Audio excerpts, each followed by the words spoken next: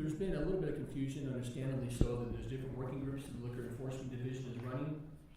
And one of them is the 197 Rules Working Group that is dealing with the rules that are affected by Senate Bill 16197. And that working group is started already and is ongoing probably until the end of September. That group is different than this group. This is the group that was mandated by Senate Bill 16187 on looking at the 3-tier system and 3-2 beer and tastings and growlers. So that's what this group is for. I appreciate everybody's involvement. At the end of the meeting, we'll have time for public comment. So everybody, we do want to hear from everybody.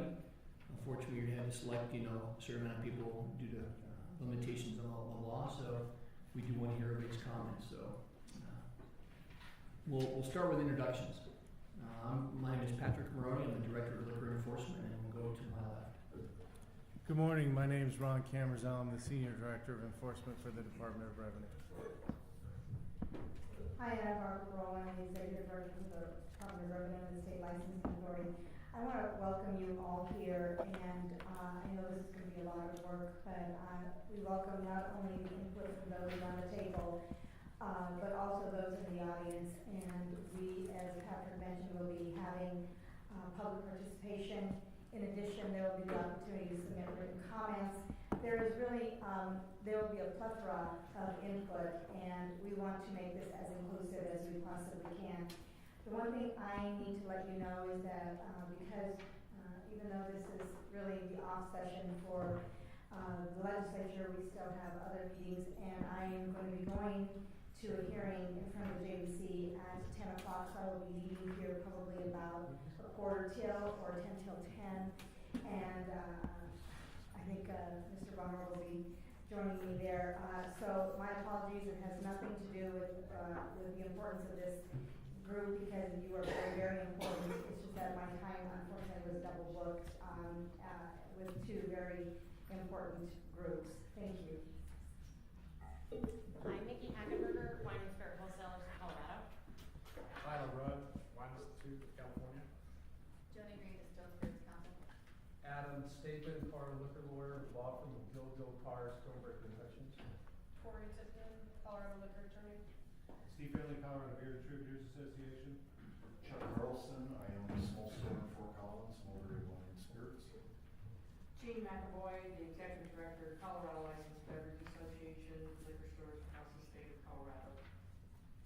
Bruce Deerking with Hazel's Beverage World in Boulder. I'm also on the board of Coloradans for Safety. Nick Hoover's Colorado Restaurant Association.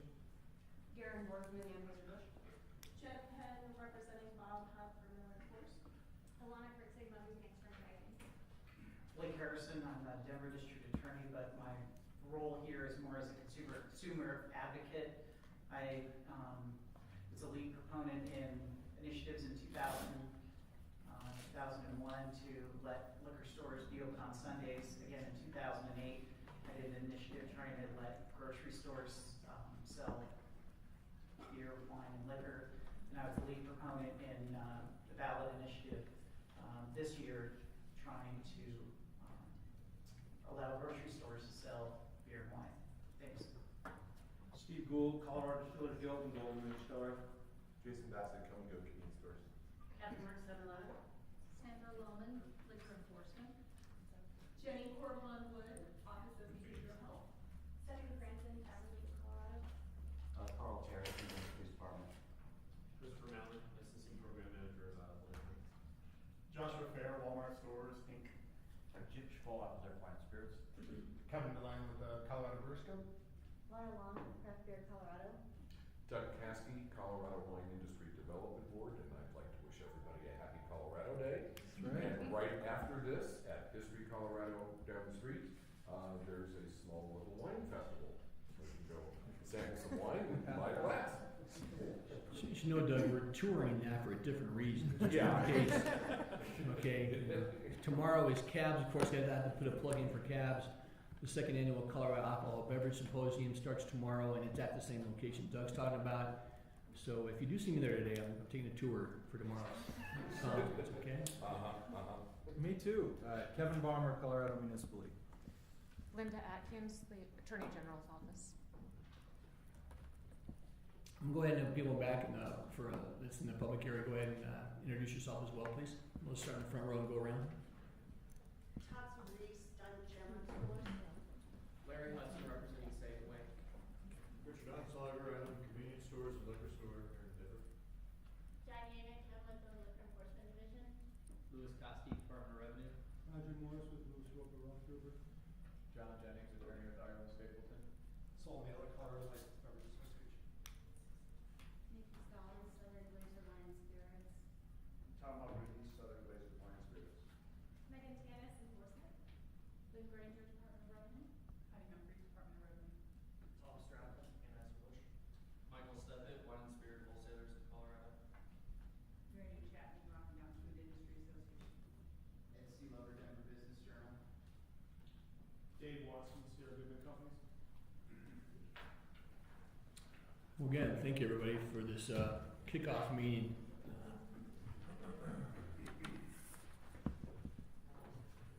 For the last several years, Mr. Harrison was saying, the Colorado alcohol industry has had a lot of changes and attempted changes, and of course, we all know what happened this spring with the passage of Senate Bill 16-197. It's sort of an exciting time in Colorado because we're able to forge what the new framework of some of the laws give us. So it's, to me, as a director of my position, I'm sort of excited to be here with this group to help forge what we're going to do in the next several years.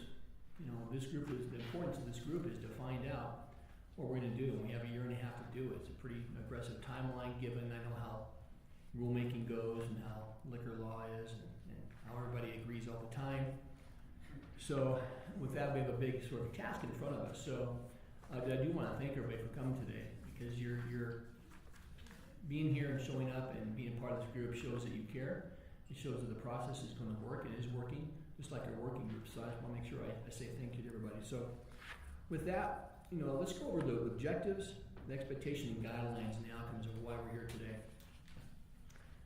Well, first of all, as far as the way the meeting is going to be structured, during the meeting we'll take, raise your hand if you have a response or questions or you want to make a comment for the members of the working group. After the working group meeting is over, there'll be time for public comment. We ask you to keep your comments at 2 minutes, but we could have you go more if we want to, if there's more important things to talk about. So during the working group meeting, it's the working group members that will be participating. The expectation is by January 1st of 2018. Now that seems like a long ways away, but man, it's not.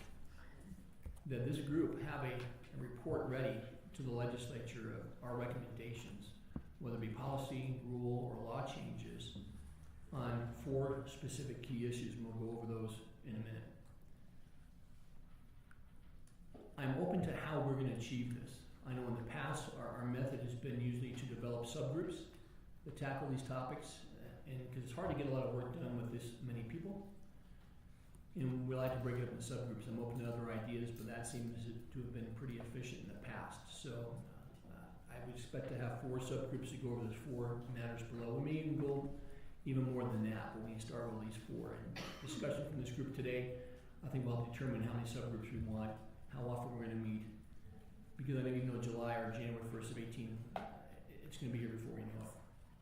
So, and we're mandated to do so. If we don't have any recommendations in the law, will take effect January 1st of 2019, where 3.2 beer is no longer 3.2 beer. So another item. So that's really what our objectives are. We're working groups and then report in a year and a half. So given that, let's go over these 4 items that we're mandated to do. This comes from the law. For the working group members, we have a copy of the law in front of you here. We shrunk it because it's 22 pages and we didn't want to kill a bunch of trees. So, and we've had an opportunity with the working groups to go over this, of how the rules are going to be. So I know a lot of you are familiar with this law, most of you in the room are familiar, but there still are probably some gray areas. That's why we're here today. And that's why the rulemaking is going through its process. So we're going to go over the 4 bullets in case anybody has any other suggestions, and then we'll dive into it. What I expect from today's meeting is really just to set the framework of how we're going to go forward. not necessarily have any decisions today. So with that in mind, we'll go forward. Jim, you're still holding the password? Yeah, we're getting it. get it, okay, you don't have it. I don't have it now. Okay, I thought you read. We're still waiting for it to come through.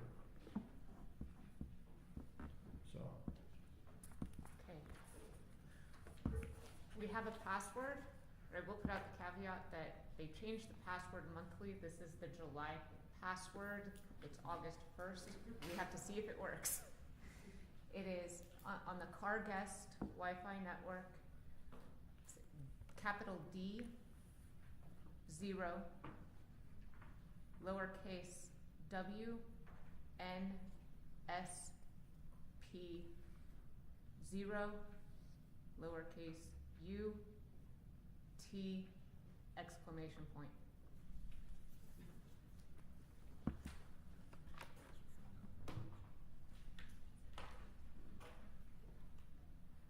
did that work, Jim?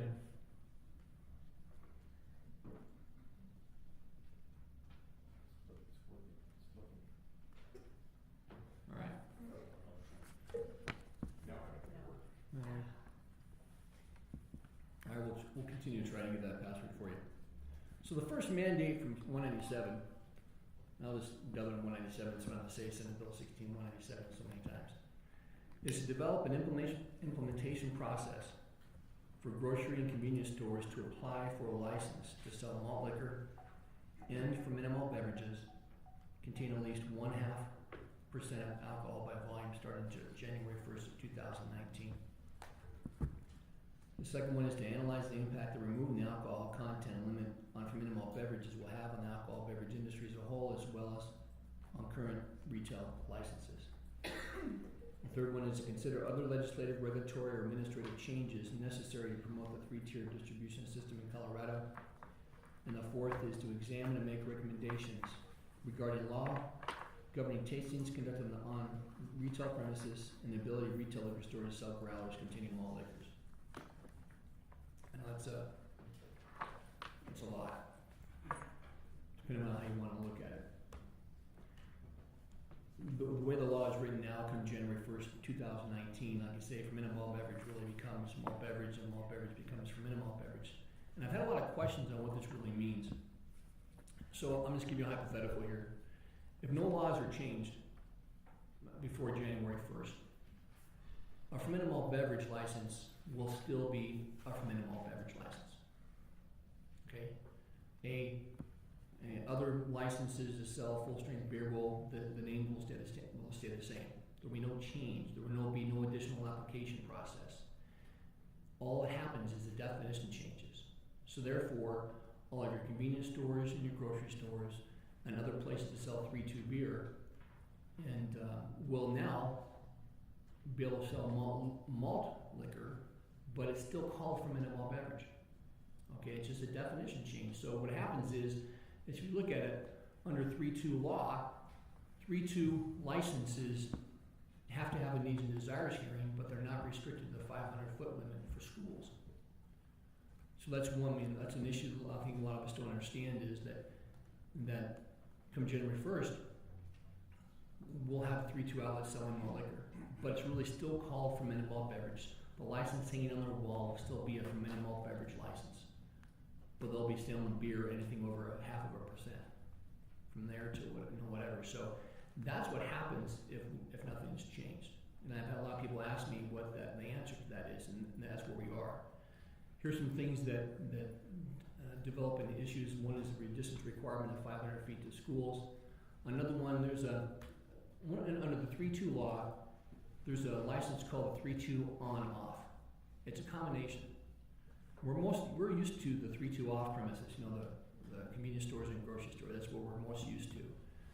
And some of your 3-2 on premises are like your pizza joints and stuff like that. But there's quite a few licenses out there. I don't have a number, but well over 50 plus that are a combination of on and off. So you go there, you can have 3-2 beer with your meal, and then you can take a 6-pack to go in a sealed container. Come January 1st, what happens is, again, same thing. The definition of fermented malt beverage just changes to where they'll be now able to serve for on-premise consumption and to leave in a sealed package any beer, but it's still called for minimum malt beverage. So I'll make sure that you understand that's what we're looking at. Any questions about that? I know some confusion. Yeah.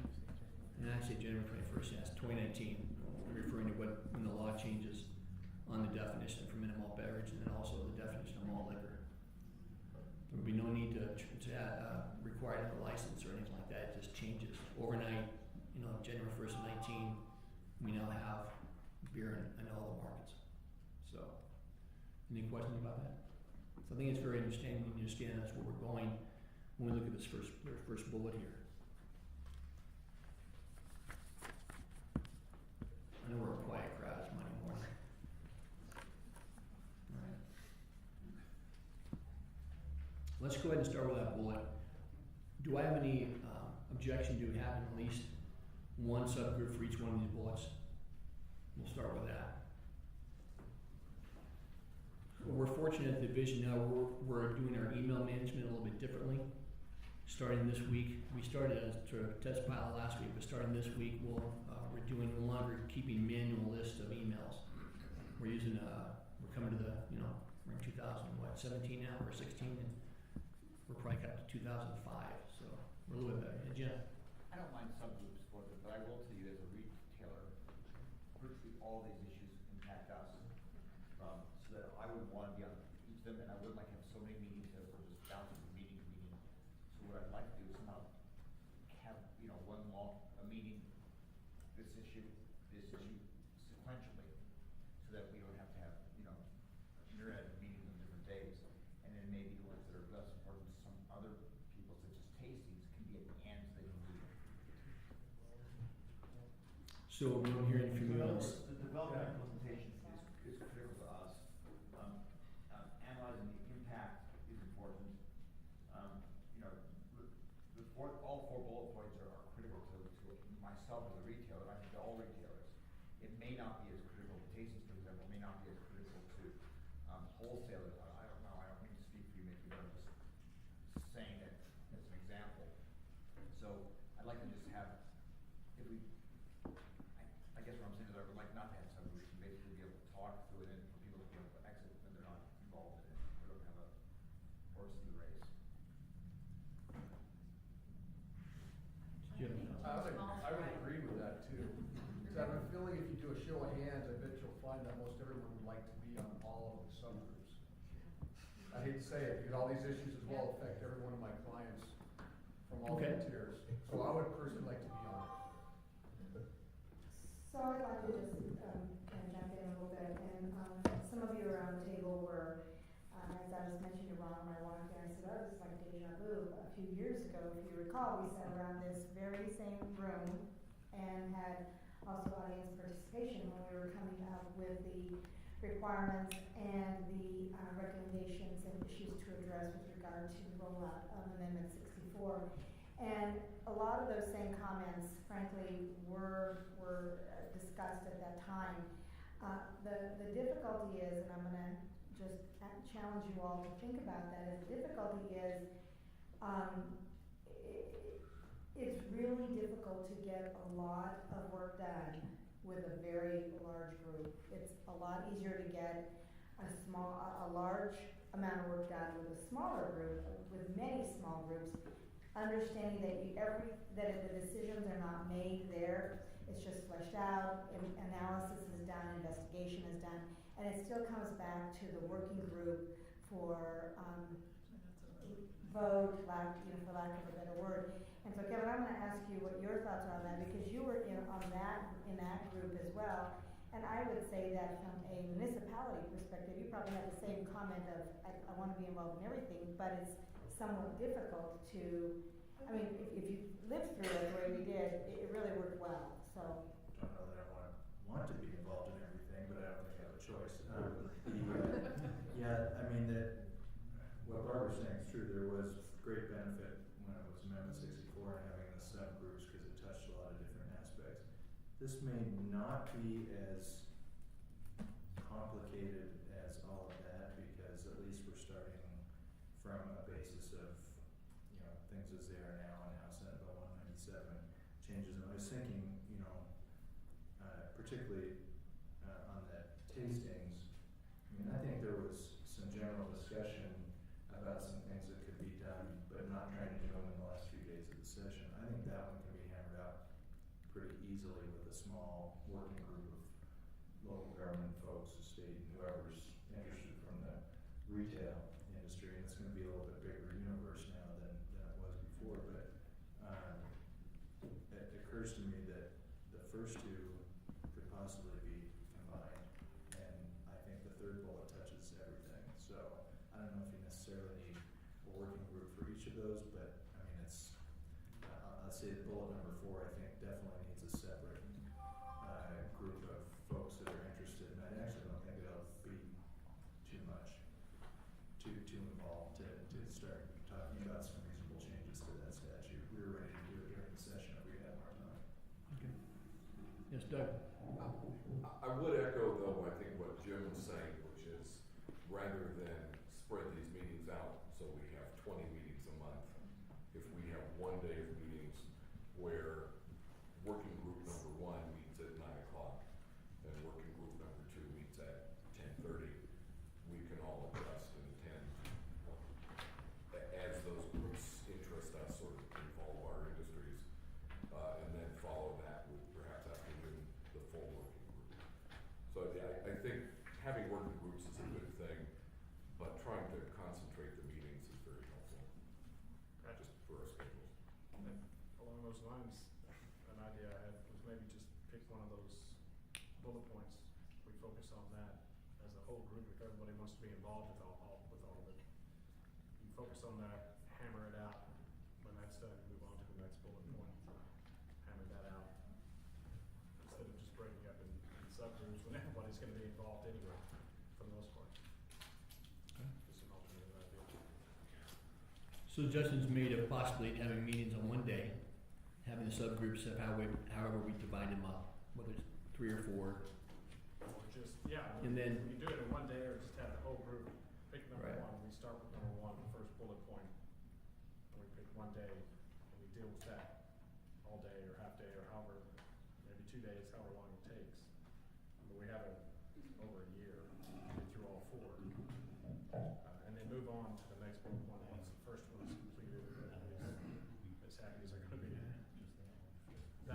There may be some overlapping, so I don't know if I want to wait till one's done to go to the next one, since that, I don't mind the idea of maybe picking a day and having, you can call them subgroups if you want to, call them just groups, whatever, where we focus on, like the first item, and then go from there, and then the same day. I like that idea, that way we're not trying to schedule all these different days, only different subgroups. But I do believe, though, that agreeing that we can get probably more done with small, if everybody shows up for every single group, okay, we'll deal with that. But at least give them the option that you don't have to. You know, it doesn't look like you're saying, well, I'm bowing out. No, I mean, because some of these things you may or may not be. I know it's important to all of them, but there's maybe some members that don't want to attend all.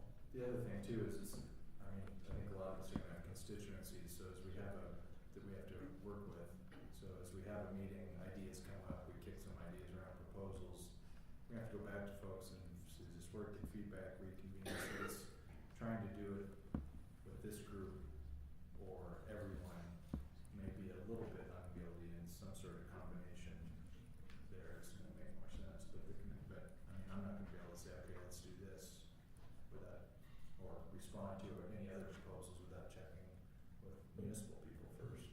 And I think that's a really good point, and as I mentioned when I introduced myself, and one of the things we're trying to do is, the statute lays out the number of positions on this working group and what subject matters they would be addressing. But I think it's really important, as I mentioned, that this is an inclusive process. We have a year and a half, which I get is not a hugely long time, but I will tell you it was more than 2.5 months, and than we had before. But this is so far-reaching that I think we do have to be as inclusive as we can be. And so as a result, that frankly, working groups are a way to get more inclusivity of others that are maybe not sitting at the table. Right. I think it's the way I would like to work subgroups, if you want to call it that, is we allow more than just the members to be part of the subgroup and take an active role. Some members that are in the audience today would take more of an active role in the subgroup. but then, of course, someone from this, body would then be a chair of that subgroup and report back to this main group. So I would still like to go that way, whether you call them subgroups or not, I think we'd like to go there, but I do like also the idea of having one day blocked off and do all 3 or 4, whatever you wanna call it, versus one on Monday, one on Wednesday, one on Thursday, that to me is over meetings. I imagine it is for everybody else, we all live our life of meetings, and we try to reduce the number of meetings we have, so if it's okay with you, we'll schedule these on the same day, and we'll give like 2 hours for each subgroup. I think you go much more than that, and you're pretty much frying your brain anyways, and mine's toast by then, so. Would everybody be agreeable with that? Now, of course, that always comes into an issue of, what day are we gonna choose, right? And then trying to get everybody a date, so with this many people, trying to get everybody's calendars in sync all the time is not gonna happen. So unless there may be an objection, we'll do our best to schedule a day that everybody can make it, but we will allow you to have a proxy member sit in for you. Given that fact, we'll probably just set the dates from our office. If we have an overwhelming 90% can't make it, then we'll figure that out, but I think we'll try to do our best at scheduling days, but if it's not to everybody's liking, we'll just even send a proxy. I think we would allow that to be able to get through this process. I know I talked about maybe 4 working groups, but Kevin does bring up a point. The first 2 sort of do go hand in hand. First one's making a decision on what to do, and then one's analyze what that decision and how that decision impacts. So I have no problem with combining those into one. Yes. I was just wondering, do you think you could try to get them scheduled, all of them, sooner rather than later? Because that way we will block off those times that we're free right now, as opposed to after each meeting we reschedule another. No, I totally agree. We'll set a calendar out, and that comes to my next question is how often do you think we should meet? We have a year, less than a year and a half. This group? Yeah, how often should this group meet, and then we'll talk about subgroups. I think I would say that to the extent we're gonna have subgroups, is figure out how much time to allot for them, because the whole group this group should meet again after the subgroups have had an idea or an opportunity to meet once or twice. So that may be the first question. Okay, so how often do the subgroups meet to start with? Every month, every quarter, 2 months? Every 2 months? I would like to suggest, because I think it's possible that that the 4th bullet, I think, can be addressed pretty quickly in terms of getting folks together and discussing some reasonable changes. I don't want to get too bold, but I think we can probably have some suggestions or recommendations back within a meeting or 2, and maybe clear that one off the list pretty quick. Okay. You are being pretty optimistic, Kevin. That was an easy one. Every 2 months then, I'm hearing possibly subgroups, every 2 months?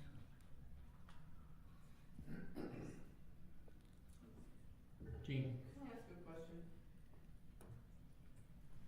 Does this committee make an annual referral or just one report back to the legislature? Just one report back by January 1st of 18.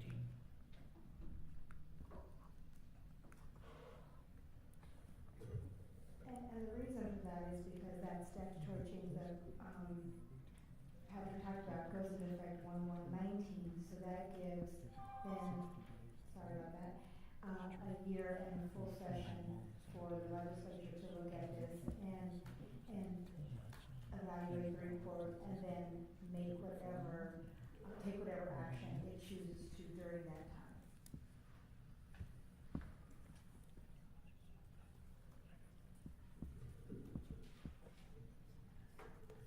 What about the possibility of this group meeting every 2 months and then we have the subgroups in between?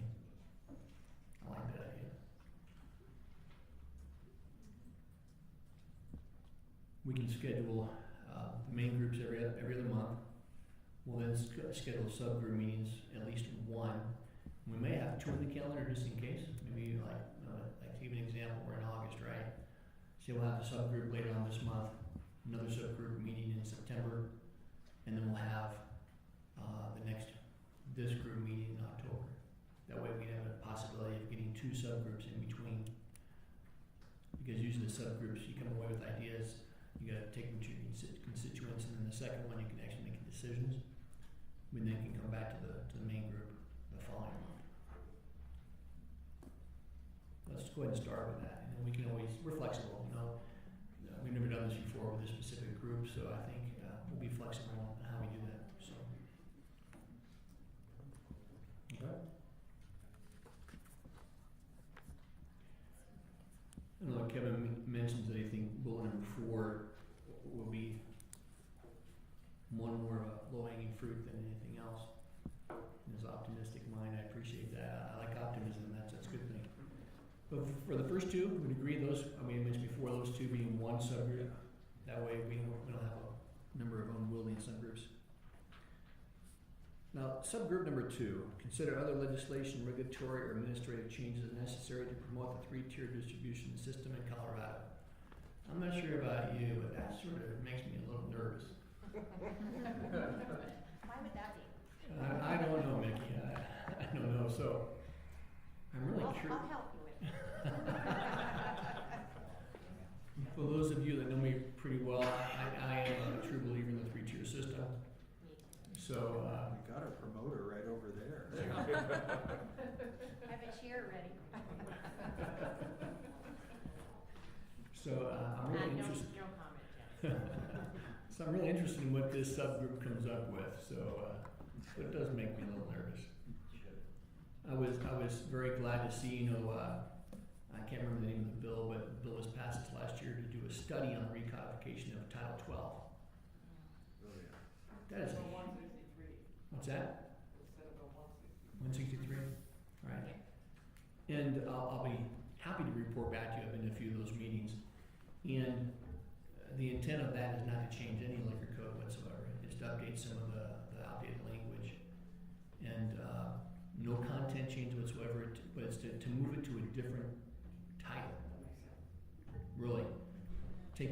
Make Title 12 more or less just for DORA, and then move it to a new title, like possibly Title 44 or something like that.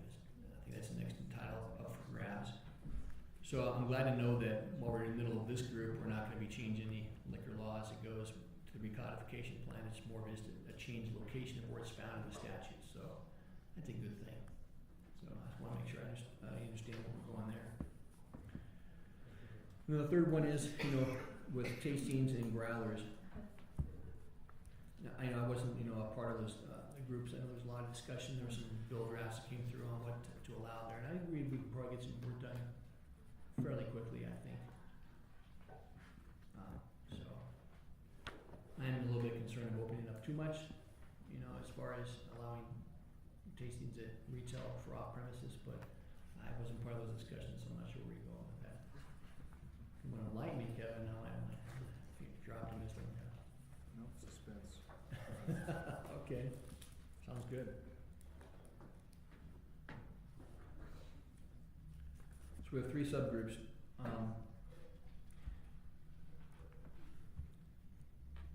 Liquor enforcement will just, we can try to set meetings in the middle of the month.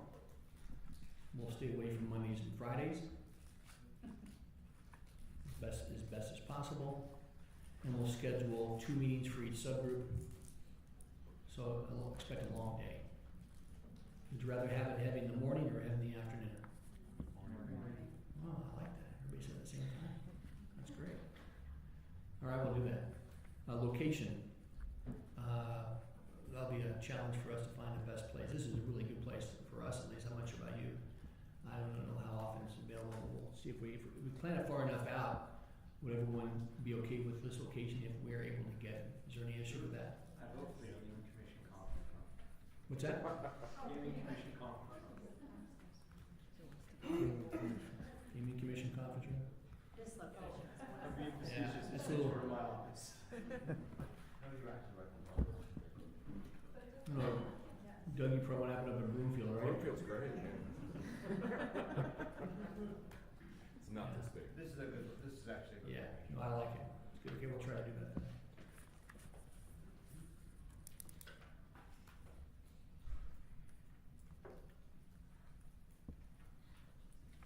Wi-Fi password. Capital D, D or D like dog? D as in dog, 0, lowercase w, lowercase n, capital S, lowercase p, 0, lowercase u, lowercase t, exclamation point. Downspout. Yep. They're creative.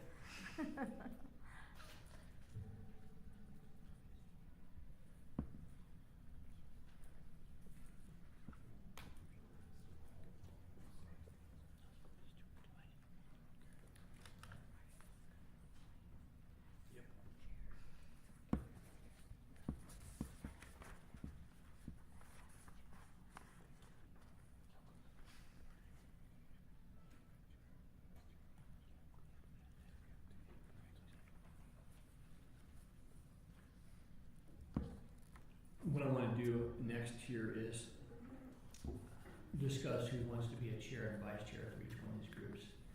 And then I also want, and then after that, I want to just at least discuss some of the things that you want to be, I guess, heard at these subgroups. I want to get a little idea of what you're thinking of. There's a lot of thoughts out there. I just want to get a preview. So first of all, chair and vice chair, that way we have two people involved in heading up each subgroup. So subgroup number 1, So what duties do you want them to have? the duties of the chairperson and vice chair is to run the meeting, take minutes, and report back to this group of what the subgroup discussed and any kind of decisions or recommendations they made. So that's what the duties of the chairperson and vice chair would do. Generally, it's also to schedule the location and make sure there's recording, things like that. Yeah, we'll take care of that because we're going to do them all on the same day. Okay. So it'll be the same day. The Liquor Enforcement Division will make sure we're taking care of recordings, scheduling of the meetings.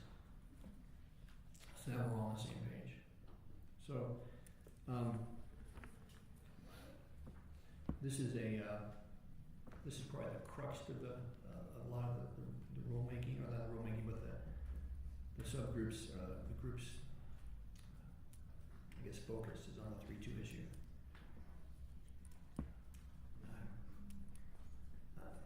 Unfortunately, I think I might nominate myself, but I'm open for other nominees. I'd like to have someone as a vice chair with me. Don't raise too fast. All right. Can I ask a question? When the subcommittees meet, I assume at some point there will be votes taken, is that correct? Or not correct? Will there be? When the subgroups meet, they'll have recommendations. All right. But to get to a recommendation, they may have to tally the individuals on that committee, correct?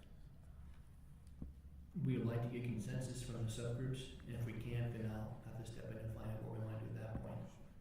We may have to pull back and then there may be 2 different recommendations from that subgroup to this committee. This committee is the one that's going to make the decision of whether we would desire to come to a consensus. I think as a subgroup level, that would be tricky if we're gonna include people not from the group in the subgroup from a voting standpoint. I think.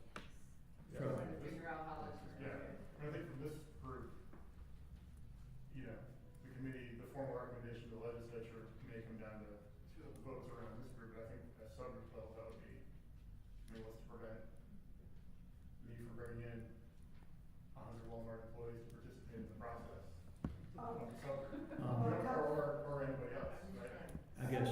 So I'm gonna go back to how we did it back a few years ago, and that is the subgroups were selected as well. And so we're hoping that you're not gonna attempt to bring in 100 I would never do employees, that. but in the event you do, there will be some, normalization of the data that comes in here. So because, as I'm gonna continue to say all along the way, this is too important that we make sure that we are very inclusive. Now, having said that, what generally happens in the subgroups that we have been involved in has been that group that is selected to do that, they discuss it, they go back, sometimes you have to go back and do some additional research, some evaluation, check what other states are doing.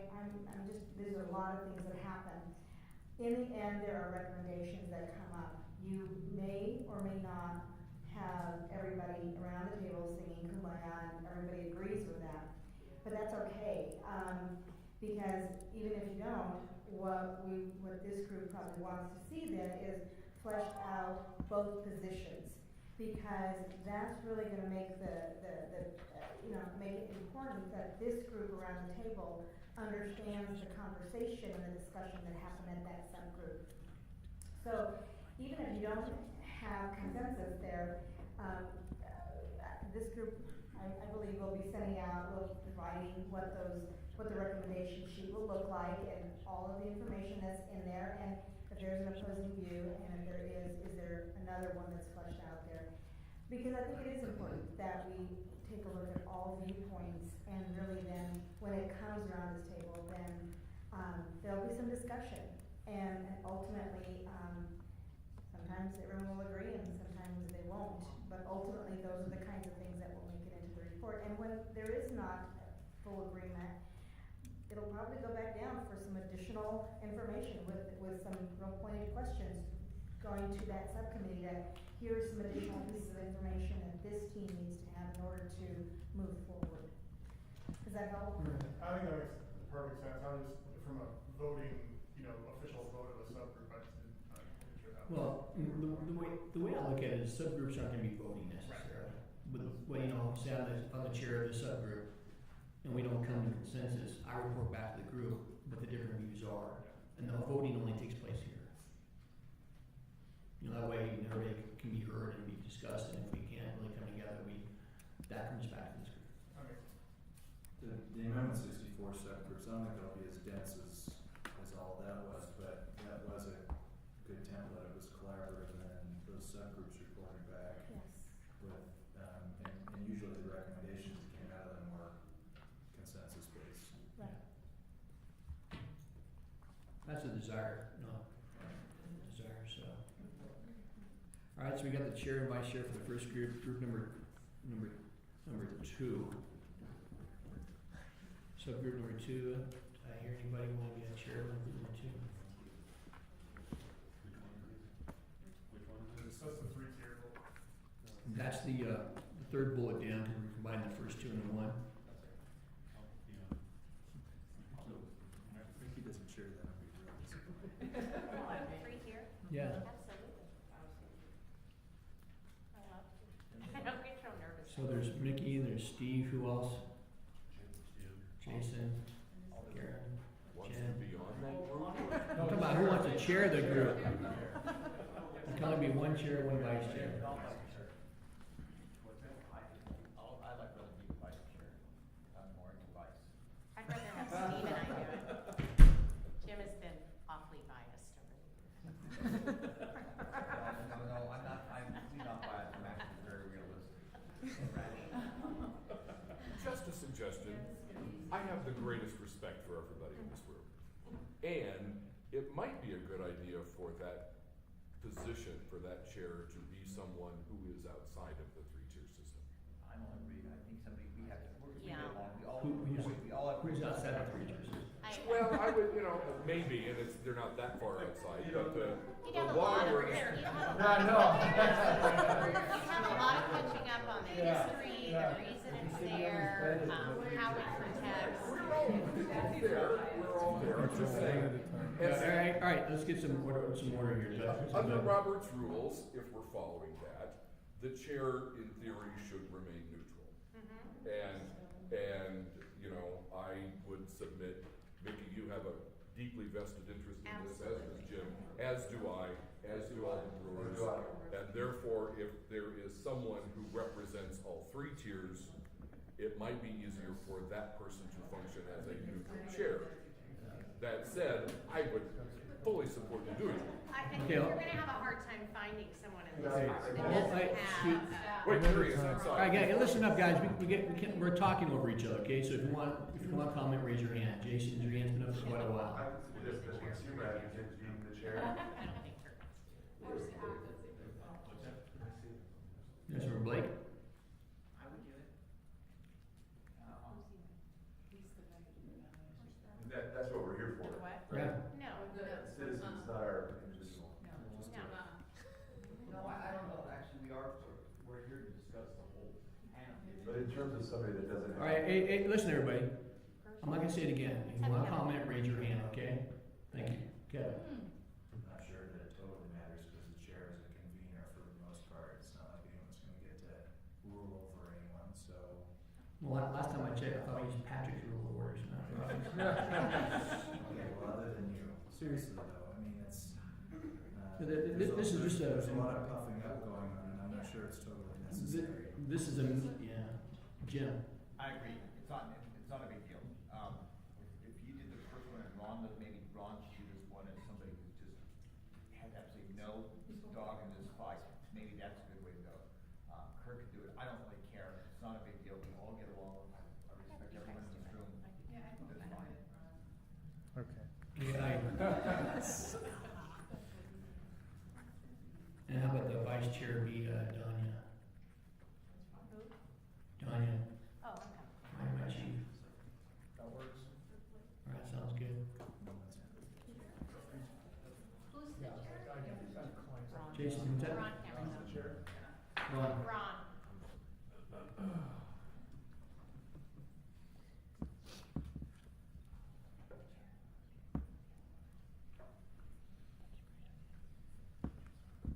Now, for the third subgroup, for growlers and tastings, I nominate Louis Koski. Louis is Ron's deputy, senior director. I nominate him, and he's smiling back there. Jim? I second. Jim seconds that nomination. Good. Gene? I would like to be the vice chair if possible. I'm also interested in that. Jim? You have your hand raised. I just definitely not want to be on it. I have not won a medal yet. So we have Laura, Jean, Stephanie.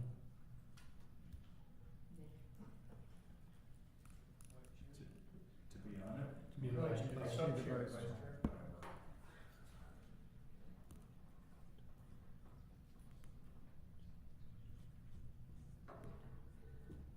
Patrick, I'll Yeah. remove myself as a candidate. I think we ought to go the direction that the other committees have gone, where, for lack of a better term, neutral parties, for the most part.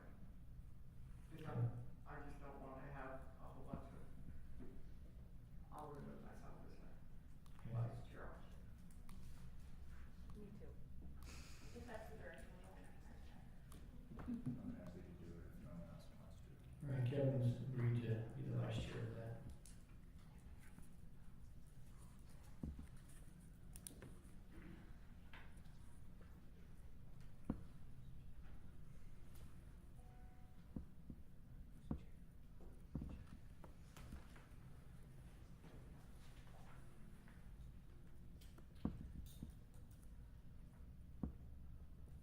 Patrick, who's the chair of the last one?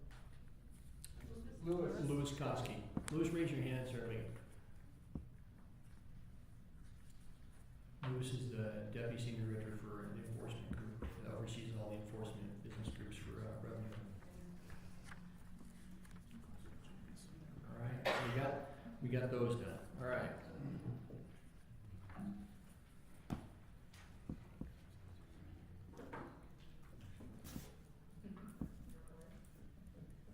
So now, this is probably gonna be a short meeting, thank goodness. But sort of, if you're willing to, I wanna hear some ideas on, especially number one. just some ideas of where we go. Steve? Let me ask a quick question. We got chairs and vice chairs for the subgroups. Are we gonna name people to them? Or is it just gonna be a free-for-all and everyone shows up to what they wanna show up to? You know, here's my thought, is I have no issue with, we have a chair and vice chair, and we'll publish the dates, and then anyone who wants to attend can. If you wanna do the tasting point first, I can go to JVC if you wanna talk about it. It's a quick couple minutes. As far as the Ideas. Is that what well, you- the ideas, since Kevin has to leave here real quick, maybe go over some of the ideas on tastings and growlers, since she's leaving here shortly to go to JVC. Let me just throw this out, because I gotta go to the JVC real quick, and then, we'll talk amongst ourselves. But, one of the things with the tastings statute is it hasn't been touched since it was adopted, as part of the .08, way back when, whenever that, 2004 maybe? And a lot of, and so Steve Durham and I worked out a lot of the details on the opt-in portion of it, and then all of the various restrictions and times and all of that. And a lot of that was because it had been vetoed once before that as a standalone bill, and there was a lot of concern that there would be debauchery and public intoxication, and it would be a horrible thing. Well, that obviously, as was predicted back then, would not be the case, but all of those parameters are still locked in statute. Some of the discussion that was starting to happen on 197, and there was some language in there that was problematic, was that, okay, no, wait a second, we can take a common sense look at that and maybe update that statute based on current conditions, and I think local government would agree that there's some tweaks that can be made on that too. So, as it pertains to like the hours of operation and the restriction on the number of days and all that, I think that can be loosened up a little bit so that there's a little bit more local industry interaction on that, on what's appropriate. That's why I don't think it's gonna be a heavy lift, although there may be more players in the tastings game with the changes in 197. So I would just simply throw out, without anything specific, is that a lot of those constraints that have been there for 12 years or so now, I think can be, there's open discussion there for loosening some of those appropriately. My only piece of that is, still a local opt-in, and then determination with the industry at the local level of how many hours and all of that, but opening that up a little bit, I don't think there's any problem with that discussion. Along with that as well comes the thought of doing growlers at retail liquor stores. And that's a brand new concept to Colorado, not to the country, but there's a lot of other places that do it around the country. So I'm not sure what the industry's view on that is. And that I know will be a little bit more of a discussion, because that is essentially sealing a container, but that's otherwise open, and then removing it from the premises. I'll just say, and I can't speak for municipalities on this, I can just say that when I came from Wyoming, that was not a big deal. There was a tap sticking out of, at the liquor store I worked in, liquor and wine store, there was a couple of taps sticking out of the end of the beer cooler. People were able to, the store attendant filled their growler for them, tapped it, sold it to them, and left. What they did with it after that was their deal, but it was a way to promote some of the local stuff that maybe wasn't available in bottles and cans, whatever. I think that there's probably some latitude for that. How much other involvement will probably dictate that, but and maybe you don't think there's latitude for that, but there's gonna have to be some, I think. Yeah, I mean, for the last 3 or 4 years, we get calls about once a month. It's a great new idea. We want a growler station, and what license do I need? No one's doing it. Right. Okay. Thank you, Kevin. Doug? I realize the language is not in the statute, but during this discussion for the third item, would it be possible to include consideration of also doing growlers for wine? I think some of the does say malt liquors, I think that's something the subgroup can talk about, you know, I think yes. I mean, I think there's a possibility, I don't know, number two, you know. Well, I was thinking number 3. At the same time, I don't wanna hold out a bunch of, scope creep where we're going all different directions, so I'll take a look at that. I know some of the earlier drafts had both wine and beer in that, you know, it was a law. We changed it to 2 beers. Right now, the filling of growlers of wine is a new concept. Steve? If we're gonna expand outside of fermented beverages, then it needs to be discussed for all categories. Wow.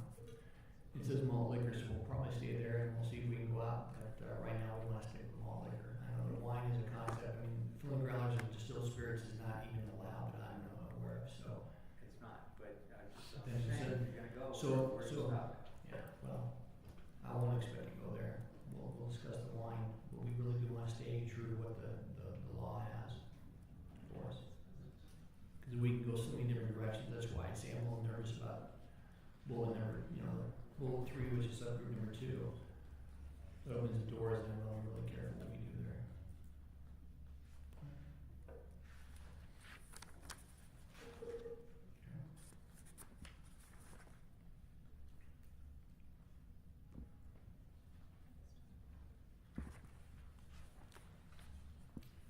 And if you look at the agenda, we're actually getting through it pretty quickly here.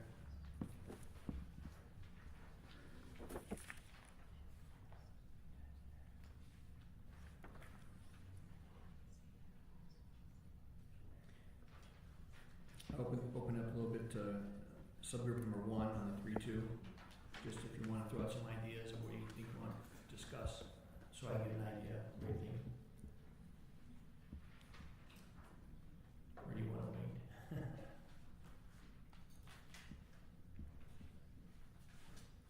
Like, I just wanted to point out that there are other issues that come into play when you get rid of that. For example, you can have open 3-2 beer in any state park. Well, that's gonna change if there's no 3-2 beer. So it's something I think that is gonna have to be part of the recommendation is to deal with that. yeah. And there are some, I think you mentioned it, some golf courses and other things that have specific 3-2 licenses that allow them to take beer in the public on a public golf course, that kind of thing. I'd hate to miss any of there may be some unintended consequences if we don't scour the code and make sure that everything is addressed. Like, that's a good idea, and I agree with you. That's why I mentioned about the 3-2. Again, if nothing's changed, January 1st of 2019, fermented malt beverage is still the kind of license. The way the law reads right now, you would now be able to have more, larger increase of alcohol content in that public consumption, which causes issues. I agree with you. So it doesn't change the definition.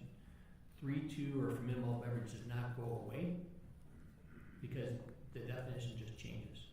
It's still fermented malt beverage, even though the definition for fermented malt beverage and malt liquor is the same. It's not considered malt liquor. It's still fermented malt beverage. So all the laws that apply to fermented malt beverage now will still apply in January 1st, 2019 when it is changes.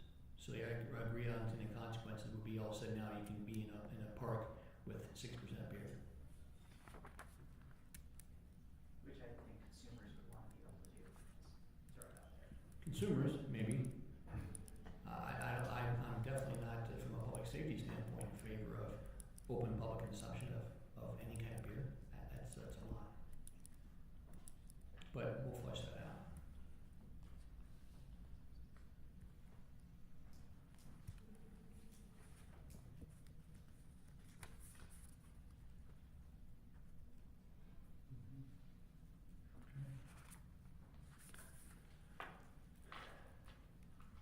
As far as my agenda is concerned, really, I've said all I wanted to say, at least today, for the agenda purposes. I really want to get things in motion where we're going to go. So I open it to the working group of anything we haven't discussed yet before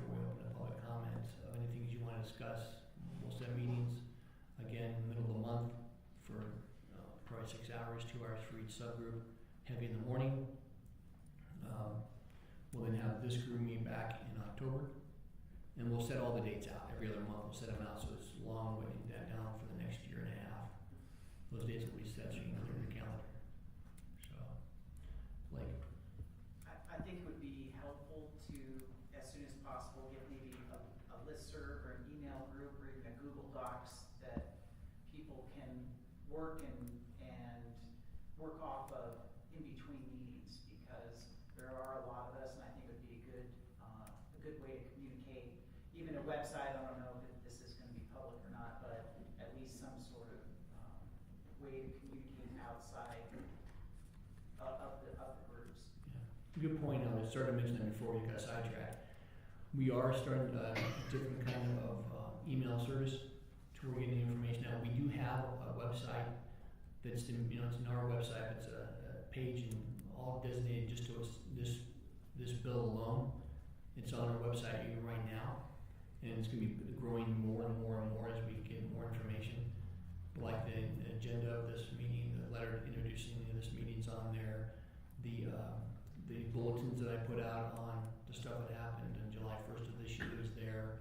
We just added on Friday a new page that gives you a schedule of the trainings that we're going to be doing across the state. And with that, this week expects, if you're already on our industry list already, you were transferred over to our new list, the way we're doing it. We'll get an email out to everybody saying you're part of the new list, and if you don't want anything, you can unsubscribe if you want to. But we're going to have a subscription list on our website this week where you can sign up for the different topics, and of course, this will be one of them. So yes, Kevin, we'll have a very public-facing. The minutes will be posted. We'll have the audio tape of this posted. So it's all very transparent, and we'll put as much information out there as we can.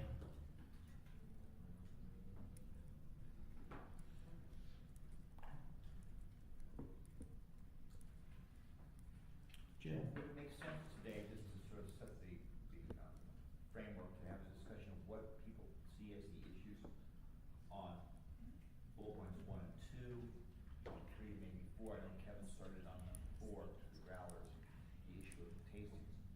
But I wonder if we don't have to do it today, but maybe it'd be good to sort of set the stage, if you will, for what we're going to go through, what our views are, and what our thoughts are. So, for example, Kevin mentioned, just as an example, Kevin mentioned the idea of changes to the tasting rules, that maybe the hours can be expanded, maybe some other changes with growlers.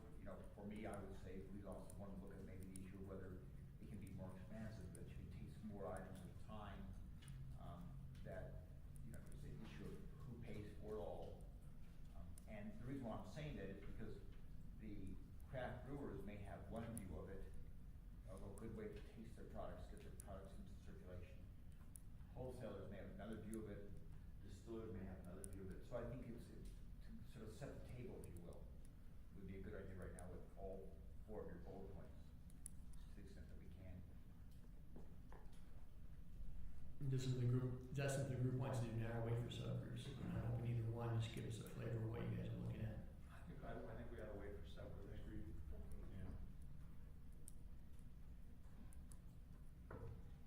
No short in hand today. I know there are a lot of different viewpoints on this, and that's why we're going to figure this out in the next year and a half, and it gives us time to do that. So, anybody else want to make a comment about our agenda or about ideas that Jim threw out? A part of the subgroup, part of this group.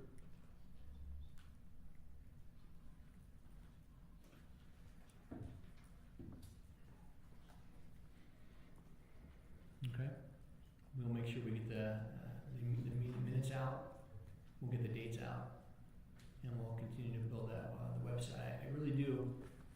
I do encourage the members and also the public. We are going to be communicating a lot through our website. That's going to be our public-facing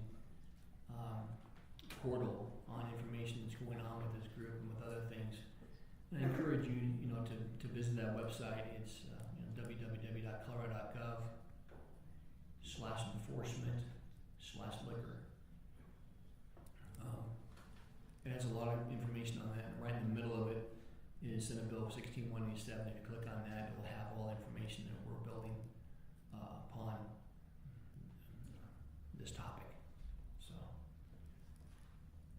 okay. For the members of this group, are there anything else you want to talk about? Okay. Seeing none, I open up time for public comment. If there's anyone with public comment, come up and step up and grab the microphone, state your name, and Richard Onslutter, a very simple comment. Sitting back here, it's hard to hear you guys when you're not speaking into the microphone, so I think you said there's an audio recording too. I think some comments might be missed on the audio as well, so I just encourage you in all these meetings to use the microphone so that people back can hear. So, thank you. okay.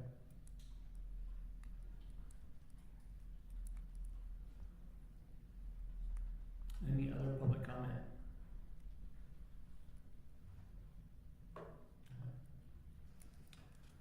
All right, seeing none.